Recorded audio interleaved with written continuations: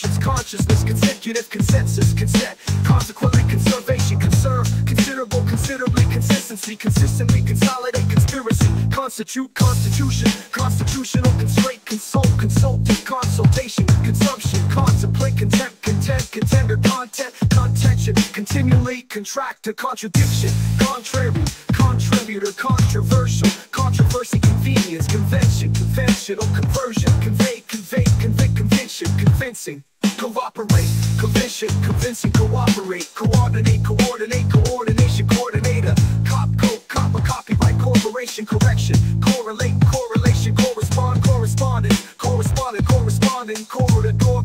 corruption.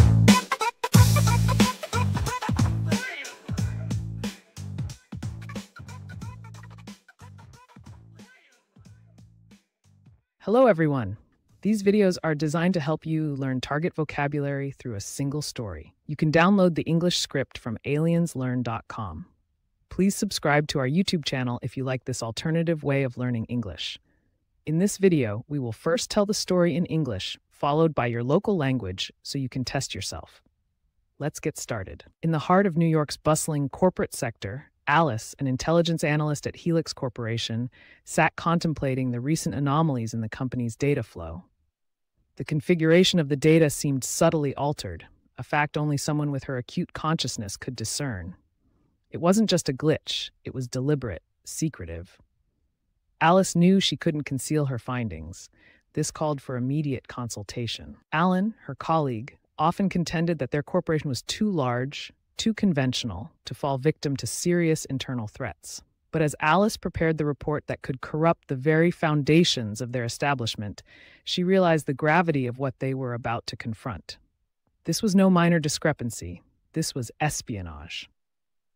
Alice and Alan convened in a narrow corridor outside the executive meeting room. "This data contradicts everything we've assumed about our internal security," Alice began, her tone a mix of anxiety and determination. She handed Alan a folder brimming with evidence. "We are dealing with a sophisticated conspiracy, likely aimed at our latest technological conception." Alan leafed through the documents, his skepticism gradually giving way to concern. This could mean someone inside is trying to convey sensitive information out. "We need to find out who and why," he conceded, the weight of the situation sinking in. They decided to cooperate closely, coordinating their efforts to dig deeper. The next few days were a whirl of activity. Alice and Alan conducted numerous consultations with the IT department, consulting with network security consultants, and analyzing consumption logs for irregularities. Their investigation revealed a consistent pattern of unauthorized access during off hours, a clear constraint on their search, narrowing it to internal employees. As they delved deeper, a confrontation seemed inevitable. "We need to be cautious," Alan reminded Alice, aware of the potential controversy their findings could stir. "Whoever is behind this won't hesitate to cover their tracks." Their break came unexpectedly. A scheduled correction to the server room's maintenance log correlated with the data access anomalies. "It's our chance to catch them in the act," Alice conceived a plan, considering every possible outcome. That night, they hid in the shadows of the server room, the confinement adding to the tension. Hours passed, the silence punctuated only by the humming of servers. Then the door creaked. A figure slipped inside, consistently moving to the same server rack each time. As the figure tampered with the hardware, Alice and Alan stepped out, confronting the intruder. "Convince us there's a good reason for this, Mark," Alan said coldly as they caught the junior technician red-handed. The confrontation escalated quickly as Mark, caught off guard, struggled to convey his innocence. "I was just doing what I was told," he finally confessed, the weight of his confession palpable in the cramped room. Under further questioning, he revealed a considerable plot involving external competitors who had promised him a significant concession for his cooperation. With Mark's confession in hand, they consulted with legal, drafting the necessary correspondence to the authorities. Meanwhile, Alice drafted a detailed report, her findings a convincing testament to their corporate diligence. She couldn't help but feel a mix of triumph and sorrow, a victory for her, but a controversy that would linger over Helix Corporation. In the aftermath, Helix consolidated its security measures, Alice and Alan's efforts commended by the board. They had conquered a significant threat from within, their professional bonds strengthened by the ordeal. The congregation of executives at the annual convention congratulated them for their vigilance, their story a content piece on the importance of internal security. As they moved forward, the echoes of this incident continued to correspond with their daily duties, a constant reminder of the vigilance needed in a world where data was as precious as currency. Alan and Alice continued to work together, their experiences a concrete testament to their dedication and resilience. Their consecutive successes at Helix not only conserved the company's integrity, but also elevated their careers in unexpected and profound ways. 6 years before the exposure of Mark's betrayal, Alice and Alan were already navigating a complex web of deceit within Helix Corporation. The board of directors, aware of underlying corruption issues yet to erupt into public view, was keen on preemptively consolidating their public image and maintaining the company's standing. They convened a special consultation to proactively discuss and implement preventative measures. In this meeting, Alan, appointed as the coordinator for the internal review, laid out the confirmation process. "We need to ensure there's no more corrupt activity hidden within our ranks," he asserted, his resolve firm. This sentiment was echoed by the corporation's legal team, which had been bolstered by a contributor from a prominent law firm known for handling corporate malfeasance. Alice, for her part, had taken up a role that required her to contemplate the broader implications of the espionage. She was to draft a new set of guidelines that would foster a consensus on ethical behavior and consent for data access. The task was daunting. Helix's sprawling operations meant navigating a labyrinth of data privacy issues, a true test of her conscience and dedication to transparency. As part of their investigation, they decided to contract a renowned IT security firm. The firm's lead consultant, a former cybercrime investigator, was known for his ability to cope with complex digital crimes. His first recommendation was to implement a system that could track copper wire transmissions within the building, a novel approach to catching data thieves red-handed. While the new security measures were being set up, a minor yet curious incident occurred. One of the junior staff accidentally sent out an internal memo intended for the legal department to a correspondent at a major news outlet, causing a small controversy over the perceived secrecy of the proceedings. This contradiction to their newly professed transparency was not taken lightly. Such errors undermine our commitment to correction and clarity, Alice pointed out in a subsequent meeting, stressing the importance of careful correspondence. To further complicate matters, an unexpected conversion of some financial assets was flagged by the finance department. This led to another round of scrutiny, spearheaded by Alice. "We need to trace this transaction," she insisted. "It might reveal further aspects of the espionage, or, contrary to our fears, simply be a routine transfer mislabeled due to the current confusion."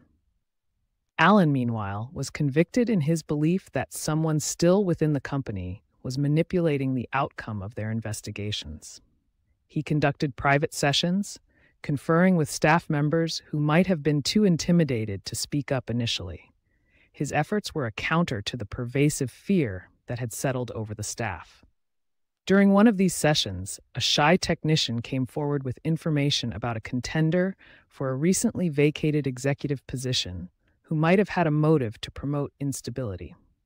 This new lead brought about a fresh round of confrontations, with the contender vehemently denying any involvement. "Every piece of digital evidence points back to the servers in this corridor," Alan pointed out during an update meeting, highlighting the continually monitored locations.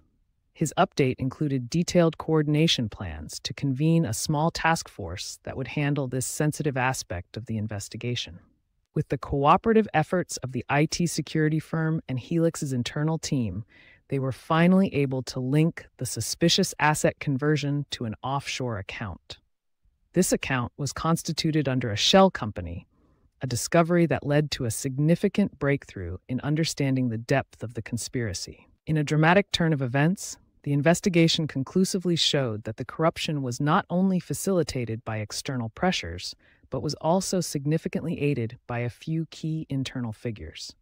These figures had hoped to conquer the company's assets in a hostile takeover, using stolen data and copyright violations as leverage. The conviction with which Alice and Alan pursued the truth was not just a professional mandate. It was a personal battle against the corrupt forces that threatened the very constitution of their beliefs and careers. As the investigation drew to a close, the board decided to commemorate their tireless efforts by establishing an annual convention focused on corporate ethics and security, ensuring that the lessons learned from this controversial episode would resonate throughout the company for years to come. The story ends here. We suggest you to watch it again, review the vocabulary, and then subscribe to our channel. Bonjour à tous. Ces vidéos sont conçues pour vous aider à apprendre le vocabulaire cible à travers une seule histoire. Vous pouvez télécharger le script en anglais sur alienslearn.com. Veuillez vous abonner à notre chaîne YouTube si vous aimez cette façon alternative d'apprendre l'anglais. Dans cette vidéo, nous raconterons d'abord l'histoire en anglais, puis dans votre langue locale, afin que vous puissiez vous tester. Commençons. Au cœur du quartier des affaires de New York, Alice, analyste du renseignement chez Helix Corporation, était assise et observait les récentes anomalies dans le flux de données de l'entreprise. La configuration des données semblait subtilement altérée, un fait que seule une personne dotée d'une conscience aiguë comme elle pouvait discerner. Ce n'était pas un simple problème technique, c'était délibéré, secret. Alice savait qu'elle ne pouvait pas dissimuler ses découvertes, ce qui nécessitait une consultation immédiate. Alan, son collègue, soutenait souvent que leur entreprise était trop grande, trop conventionnelle, pour être victime de menaces internes graves. Mais alors qu'Alice préparait le rapport qui pouvait corrompre les fondements mêmes de leur organisation, elle comprit la gravité de ce à quoi ils s'apprêtaient à faire face. Il ne s'agissait pas d'une divergence mineure, il s'agissait d'espionnage. Alice et Alan se réunirent dans un couloir étroit à l'extérieur de la salle de réunion de la direction. Ces données contredisent tout ce que nous avons supposé à propos de notre sécurité interne, commença Alice, son ton mêlant anxiété et détermination. Elle tendit à Alan un dossier rempli de preuves. Nous avons affaire à une conspiration sophistiquée, visant probablement notre dernière conception technologique. Alan a feuilleté les documents, son scepticisme cédant peu à peu la place à l'inquiétude. Cela pourrait signifier que quelqu'un à l'intérieur essaie de transmettre des informations sensibles. Nous devons découvrir qui et pourquoi, a-t-il concédé, prenant conscience du poids de la situation. Ils ont décidé de coopérer étroitement, en coordonnant leurs efforts pour creuser plus profondément. Les jours suivants furent très chargés. Alice et Alan menèrent de nombreuses consultations auprès du service informatique, en consultant des consultants en sécurité réseau et en analysant les journaux de consommation pour déceler d'éventuelles irrégularités. Leur enquête révéla une tendance constante à l'accès non autorisé en dehors des heures de bureau, ce qui limita clairement leurs recherches aux employés internes. Au fur et à mesure qu'ils approfondissaient leurs recherches, une confrontation semblait inévitable. « Nous devons être prudents », rappela Alan à Alice, consciente de la controverse potentielle que leur découverte pourrait susciter. « Quiconque est derrière tout ça n'hésitera pas à effacer ses traces. » Leur pause est arrivée de manière inattendue. Une correction programmée du journal de maintenance de la salle des serveurs correspondait aux anomalies d'accès aux données. « C'est notre chance de les prendre en flagrant délit », a conçu Alice, en envisageant toutes les éventualités. Cette nuit-là, ils se cachèrent dans l'ombre de la salle des serveurs, le confinement ajoutant à la tension. Les heures passèrent, le silence ponctué seulement par le bourdonnement des serveurs. Puis, la porte grinça. Une silhouette se glissa à l'intérieur, se déplaçant systématiquement vers le même rack de serveurs à chaque fois. Alors que la silhouette manipulait le matériel, Alice et Alan sortirent, affrontant l'intrus. « Convainquez-nous qu'il y a une bonne raison à cela, Mark, » a dit Alan froidement alors qu'il prenait le technicien junior en flagrant délit. La confrontation a rapidement dégénéré alors que Mark, pris au dépourvu, s'efforçait de faire valoir son innocence. « Je faisais juste ce qu'on me disait », a-t-il finalement avoué, le poids de sa confession étant palpable dans la salle exiguë. Interrogé plus en détail, il a révélé un complot de taille impliquant des concurrents extérieurs qui lui avaient promis une concession importante en échange de sa coopération. Après avoir reçu les aveux de Mark, ils consultèrent le service juridique et rédigèrent la correspondance nécessaire avec les autorités. Pendant ce temps, Alice rédigeait un rapport détaillé dont les conclusions constituaient un témoignage convaincant de la diligence de l'entreprise. Elle ne pouvait s'empêcher de ressentir un mélange de triomphe et de tristesse. Une victoire pour elle, mais une controverse qui allait perdurer au sujet de Helix Corporation. Après l'incident, Helix a renforcé ses mesures de sécurité, les efforts d'Alice et d'Allen ayant été salués par le conseil d'administration. Ils avaient vaincu une menace interne importante, leur lien professionnel s'étant renforcé par cette épreuve. L'Assemblée des dirigeants présents à la convention annuelle les a félicités pour leur vigilance, leur récit étant un témoignage de fond sur l'importance de la sécurité interne. Au fil de leur progression, les échos de cet incident ont continué à se répercuter sur leurs tâches quotidiennes, rappelant sans cesse la vigilance nécessaire dans un monde où les données sont aussi précieuses que l'argent. Allen et Alice ont continué à travailler ensemble, leurs expériences témoignant concrètement de leur dévouement et de leur résilience. Leurs succès consécutifs chez Helix ont non seulement préservé l'intégrité de l'entreprise, mais ont également fait progresser leur carrière de manière inattendue et profonde. 6 ans avant que la trahison de Mark ne soit révélée, Alice et Allen étaient déjà aux prises avec un réseau complexe de tromperies au sein de la Helix Corporation. Le conseil d'administration, conscient des problèmes de corruption sous-jacents qui n'avaient pas encore éclaté au grand jour, souhaitait consolider son image publique et préserver la réputation de l'entreprise. Il a convoqué une consultation spéciale pour discuter et mettre en œuvre de manière proactive des mesures préventives. Lors de cette réunion, Allen, nommé coordinateur de l'enquête interne, a exposé le processus de confirmation. Nous devons nous assurer qu'il n'y a plus d'activités corrompues cachées dans nos rangs, a-t-il affirmé, résolument déterminé. Ce sentiment a été repris par l'équipe juridique de l'entreprise, qui a été renforcée par un collaborateur d'un cabinet d'avocats réputé pour son traitement des malversations d'entreprise. Alice, de son côté, avait accepté un rôle qui l'obligeait à réfléchir aux implications plus larges de l'espionnage. Elle devait rédiger un nouvel ensemble de directives qui favoriserait un consensus sur le comportement éthique et le consentement à l'accès aux données. La tâche était ardue. Les opérations tentaculaires d'Helix l'obligeaient à naviguer dans un labyrinthe de problèmes de confidentialité des données.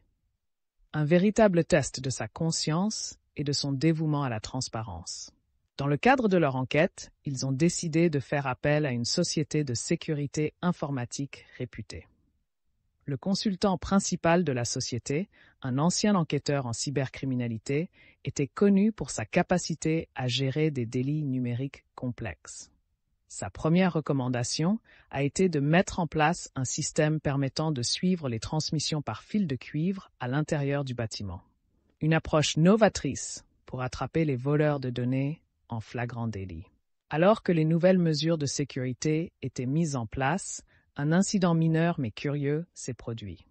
L'un des collaborateurs subalternes a envoyé par erreur une note interne destinée au service juridique à un correspondant d'un grand média, ce qui a provoqué une petite controverse sur le caractère apparemment secret des procédures. Cette contradiction avec la transparence nouvellement proclamée n'a pas été prise à la légère. De telles erreurs sapent notre engagement à corriger et à clarifier les choses, a souligné Alice lors d'une réunion ultérieure, soulignant l'importance d'une correspondance soignée. Pour compliquer encore les choses, le département des finances a signalé une conversion inattendue de certains actifs financiers. Cela a donné lieu à une nouvelle série d'enquêtes menées par Alice. Nous devons retracer cette transaction, a-t-elle insisté. Cela pourrait révéler d'autres aspects de l'espionnage ou, contrairement à nos craintes, être simplement un transfert de routine mal étiqueté en raison de la confusion actuelle. Allen, quant à lui, a été condamné parce qu'il pensait que quelqu'un au sein de l'entreprise manipulait les résultats de leurs enquêtes. Il a organisé des entretiens privés avec des membres du personnel qui auraient pu être trop intimidés pour s'exprimer au départ. Ces efforts ont permis de contrer la peur généralisée qui s'était installée parmi le personnel. Au cours d'une de ces séances, un technicien timide a fait part d'informations sur un candidat à un poste de direction récemment vacant qui aurait eu des raisons de favoriser l'instabilité. Cette nouvelle piste a donné lieu à une nouvelle série de confrontations, le candidat niant avec véhémence toute implication. Chaque élément de preuve numérique pointe vers les serveurs de ce couloir, a souligné Allen lors d'une réunion de mise à jour, en mettant en avant les emplacements surveillés en permanence. Sa mise à jour comprenait des plans de coordination détaillés pour réunir un petit groupe de travail qui gérerait cet aspect sensible de l'enquête. Grâce aux efforts concertés de la Société de sécurité informatique et de l'équipe interne d'Helix, ils ont finalement pu relier la conversion d'actifs suspects à un compte offshore. Ce compte a été constitué sous l'égide d'une société écran, une découverte qui a permis une avancée significative dans la compréhension de la profondeur du complot. L'enquête a démontré de manière concluante que la corruption n'était pas seulement facilitée par des pressions externes, mais aussi par quelques personnalités internes clés. Ces dernières espéraient s'emparer des actifs de l'entreprise par une OPA hostile, en utilisant comme levier des données volées et des violations de droits d'auteur. La conviction avec laquelle Alice et Allen ont cherché à découvrir la vérité n'était pas seulement un mandat professionnel, c'était une lutte personnelle contre les forces corrompues qui menaçaient la constitution même de leurs convictions et de leur carrière.